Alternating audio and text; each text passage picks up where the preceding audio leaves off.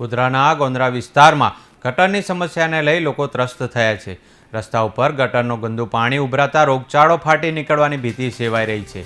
ગટરનું પાણી રોડ પર આવી જતા ત્યાંથી પસાર થતા રાહદારીઓ અને સ્થાનિક રહીશો ગંદા પાણીમાંથી પસાર થવા મજબૂર બન્યા છે।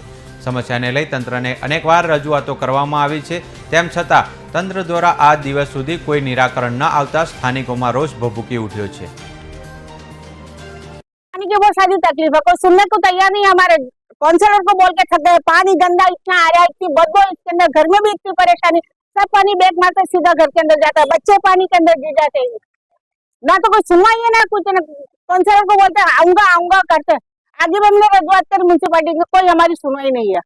हमारे जो आ केटली तकलीफ है, हमारे केटली परेशानी है, घर में पानी आवे छे, घर में बदबू आवे छे, घर में मच्छर छे, आ बधु गटर नु पानी छे, गंदू पानी छे। बहार निकले छे, लाइन बंद छे तो लाइन चालू नहीं करता। एना माटे तमे रजूआत करी खरी? हाँ, रजूआत 70 वखत रजूआत करी। सब नाली जाम है, करते नहीं है। रोजाना की तकलीफ है हमारे को, कितना सब घटकी हो रही है कि बच्चे गिर जाते हैं, हम बड़े बड़े गिर जाते हैं। गटर का पानी है, सिर्फ गटर का पानी, और कोई चीज का भी पानी नहीं है।